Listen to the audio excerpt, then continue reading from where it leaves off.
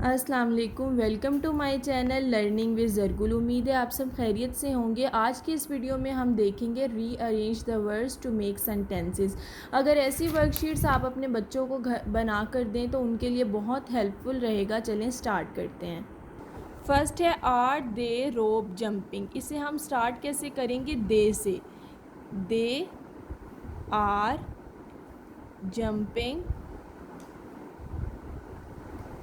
रोप, कि वो क्या कर रहे हैं? रस्सी से जंप कर रहे हैं। ठीक है।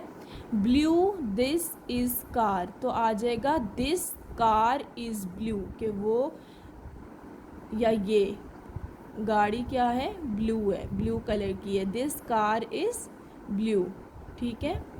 उसके बाद है कैट द स्लीपिंग इज़, तो आएगा द कैट इज़ स्लीपिंग। बिल्ली क्या कर रही है?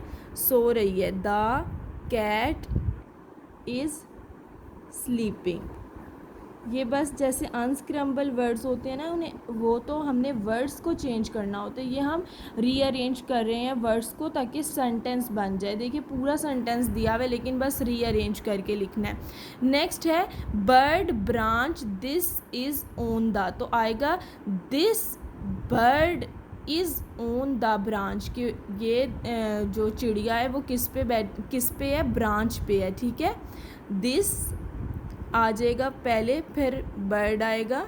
This bird is on the branch. अगर ऐसी वर्कशीट आप अपने बच्चों को बना के देंगे तो उन्हें बहुत ज़्यादा आसानी होगी कि वो खुद से भी छोटे छोटे सेंटेंस बनाना सीख सकेंगे, या ऐसे सेंटेंस दें उन्हें रीअरेंज करना आएगा कि कौन सा वर्ड पहले आना है कौन सा बाद में।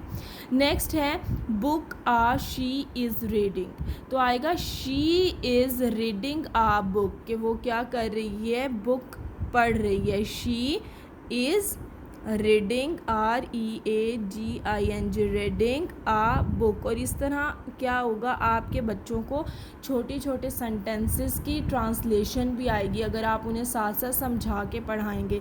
उम्मीद करती हूँ कि वीडियो अच्छी लगी होगी। नेक्स्ट वीडियो लेकर हाजिर होंगी, तब तक के लिए अल्लाह हाफिज़। लाइक और सब्सक्राइब करना ना भूलिएगा।